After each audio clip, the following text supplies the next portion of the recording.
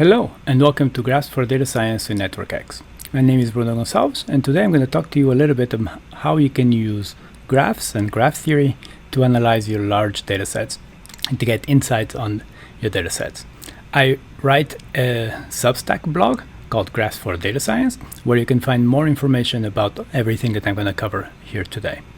You can also download the slides and notebook referring to this lecture from the GitHub that you have on your screen right now. But first, a couple of words about myself. My name is Bruno Gonçalves. I'm a senior data scientist that is currently working at the interface between data science and finance. My background is in physics and computer science, and I've been working for the past 10 or so years using large datasets to study individual human behavior. Feel free to reach out to me on social media or through email. So let's get started. Today we're going to cover three basic topics. So first, Graphs 101, where we're going to analyze the airline transportation network. Next, we'll move on to searching graphs. We're going to look at Openstreetmap. And finally, we're going to consider graph connectivity using the Bitcoin transaction network. So let's get started. First, some mathematical details. A graph is a mathematical object which has a set of nodes and edges. A node is any individual element that is part of your system, while an edge represents any type of connection between two elements. It's just on the simple definition, you can already define certain interesting properties about this mathematical object. You can calculate the degree, essentially the number of connections that the node has.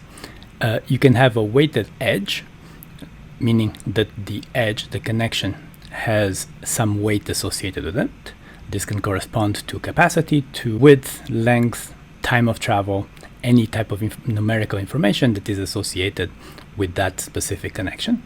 And finally, you can also have directed edges, which essentially means that you have one-way streets. So you can only travel along this edge from A to B and not from B to A. Our first dataset will be the airline transportation network. You can download very detailed statistics about transportation from the Bureau of Transportation Statistics in the US.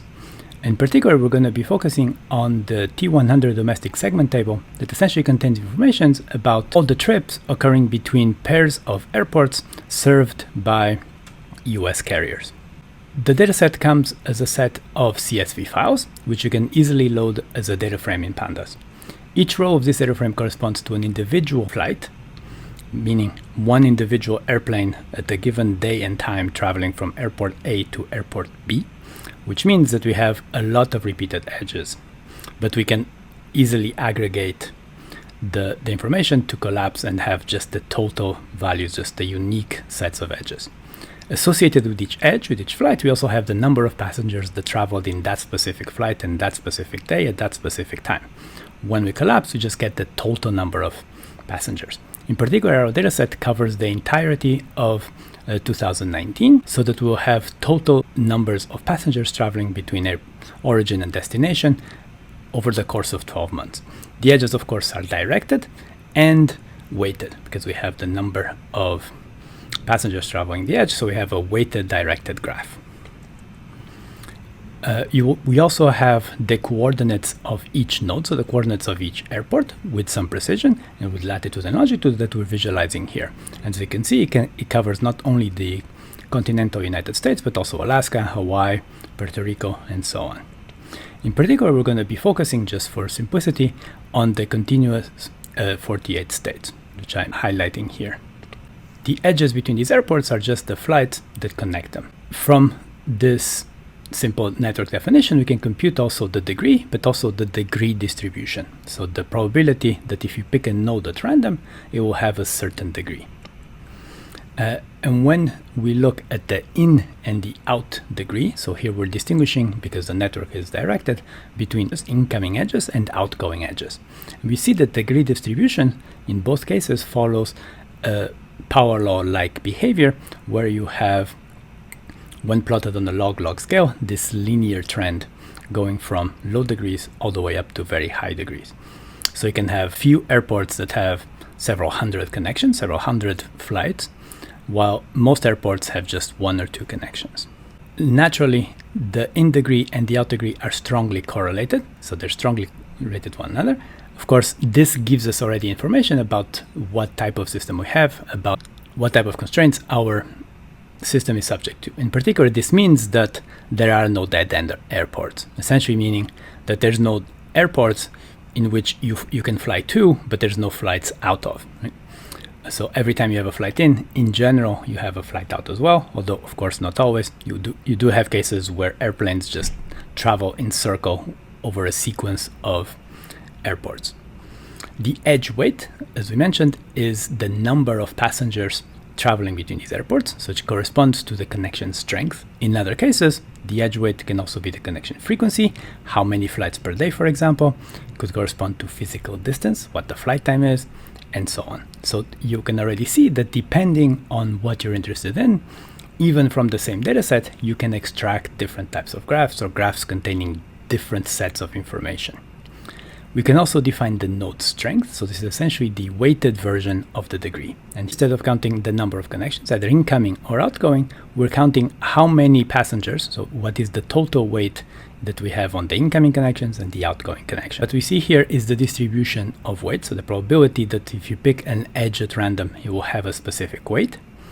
And you see that many flights, which are essentially cargo flights, have very few passengers, while a few flights or a few edges will have huge number of passengers over the course of the entire year. It's hard to say if this is a true power law distribution based simply on this graph, but it's clearly broad-tailed. You have a wide range of values on the x-axis with non-negligible frequency on the y-axis. The strength, as we mentioned, is the weighted equivalent of the degree, so we're simply summing how many total passengers we have either incoming or outgoing from a given airport. And you can see that major transportation hubs, so these will be the large airports like Hartsfield-Jackson in Atlanta, for example, can have tens of millions of passengers, both coming and going.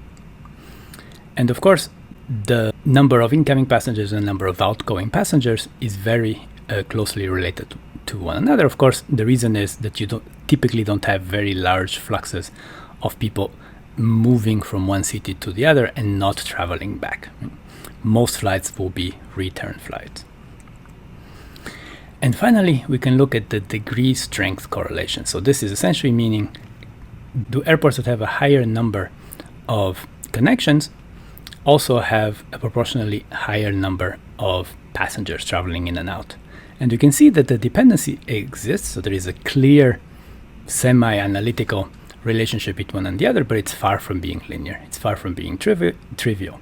And what this means is that sometimes you have airports that have very few connections, but they will have connections with very large airports. This again gives us information about the topology of the network, the structure of the system we're interested in, the airline connection network, because essentially represents the fact that this type of transportation network is essentially a hub and spoke topology, which basically means you have these large, highly connected airports, JFK, Hartsfield-Jackson, Chicago O'Hare, and so on, that connect then to more smaller regional airports that will have much fewer connections. And that's why you see this non-trivial dependency between the strength and the degree, both for incoming and outgoing edges. The notebook associated with the first part of this lecture so far, you can find on the GitHub repository. It's called Graphs 101, and it will guide you through the entire analysis of the dataset from scratch all the way down to generating all the figures that you saw in these slides. Unfortunately, our time is limited, so we won't have time to go into detail into looking at the code itself, but I trust that you would be able to do that on your own. Now, moving on to part 2, searching in graphs. And here the question you're trying to answer is, can we find the shortest way to go from point A to point B?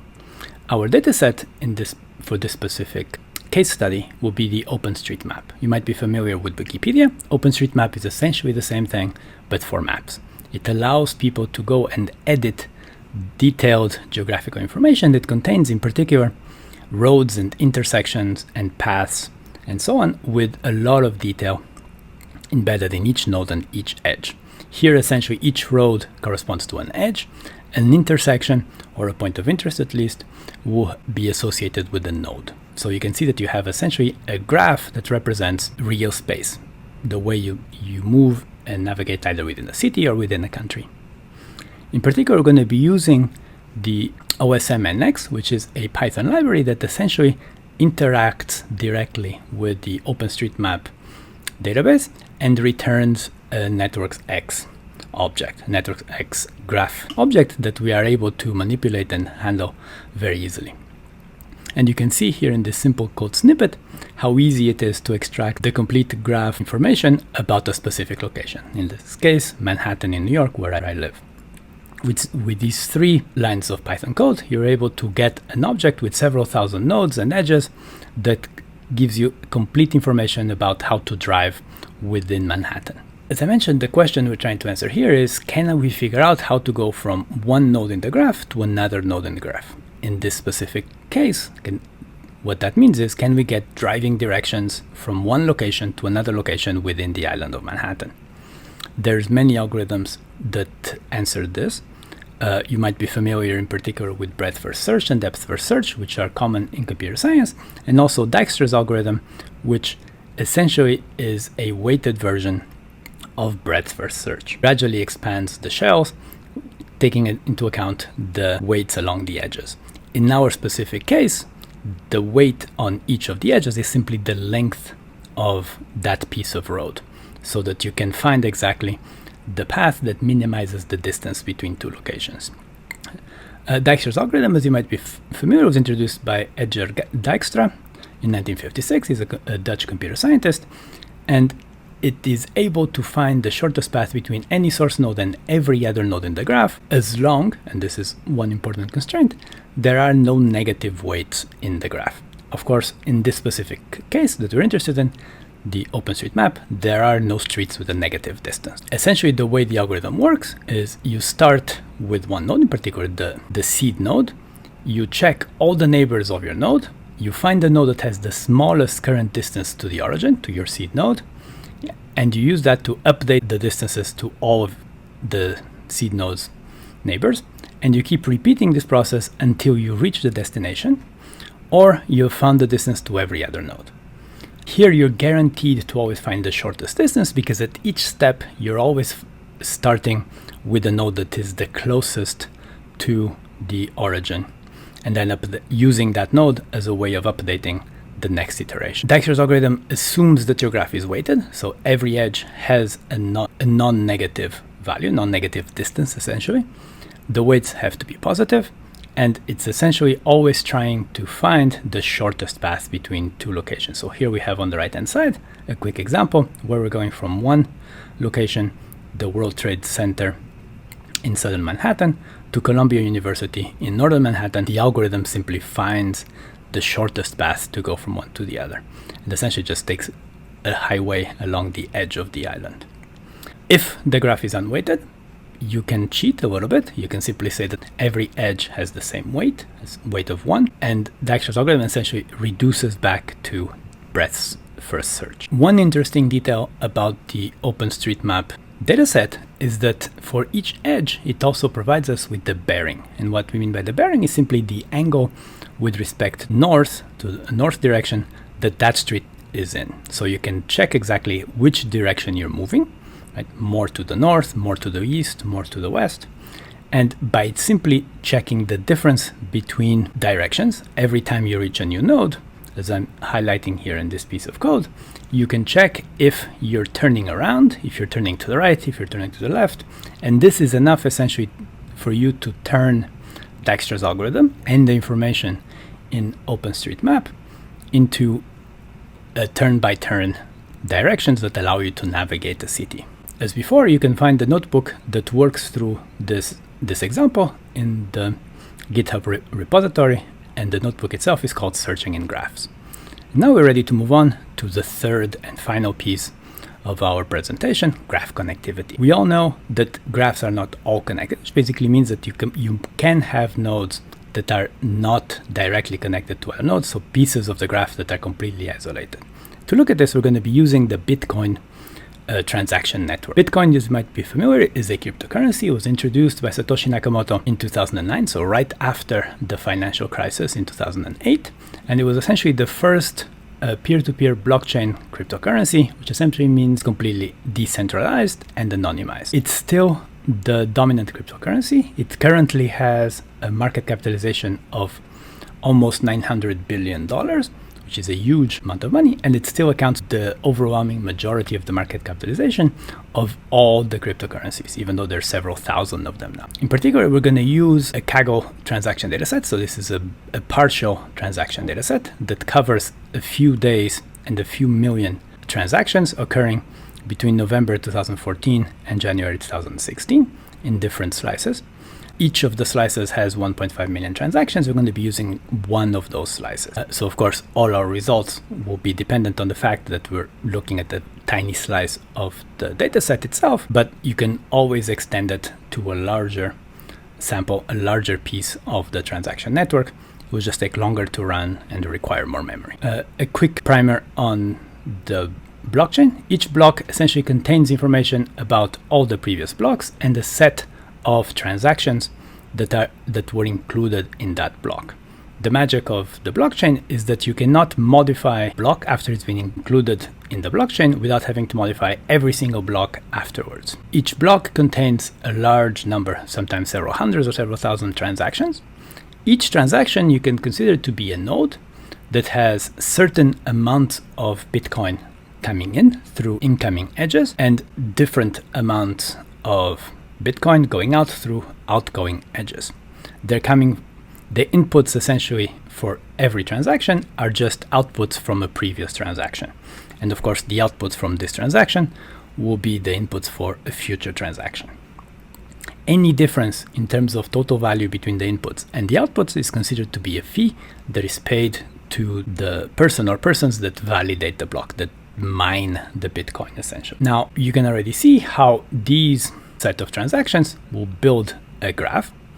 This graph will not necessarily be connected, as I mentioned, especially when you're looking at just a slice of the entire system. You might have a set of transactions or clusters of transactions that are completely isolated from other clusters of transactions. Since this graph is a directed graph, you have inputs coming from transactions in the past and outputs going to transactions in the future. You have a directed graph, which essentially means that you have to consider two possibilities about whether your graph is connected or not. Your graph can be strongly connected, which essentially means that every node is accessible from every other node simply by following the direction of the edges. Or you can have a weakly connected graph where you can reach each node from every other node if you simply disregard the direction of the edges. In general, what you will have multiple components, multiple isolated pieces of the graph, as we're illustrating here on the top right hand side of the slide. And each of these components will be either strongly connected or weakly connected, or you can even find subcomponents that will be strongly connected or weakly connected.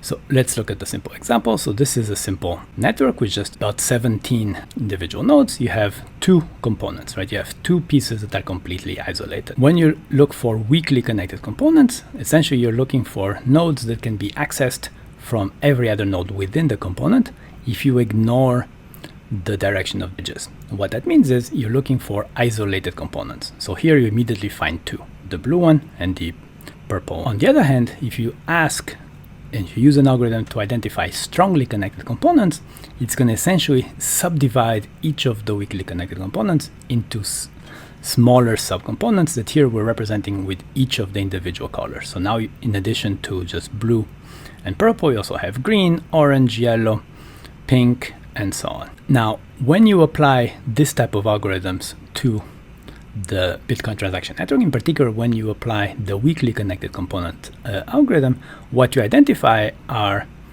sets of addresses that participated in the same transactions as inputs. And because of the way that Bitcoin is constructed, for you to be able to use two different inputs to your transaction essentially means that you're able to control those two inputs, which means you control the addresses where those inputs are coming from. So you own both of them. So by looking for weakly connected components in this transaction network, essentially what you're doing is you're identifying wallets. And wallets are just groups of addresses, groups of bitcoins that belong to the same person or institution.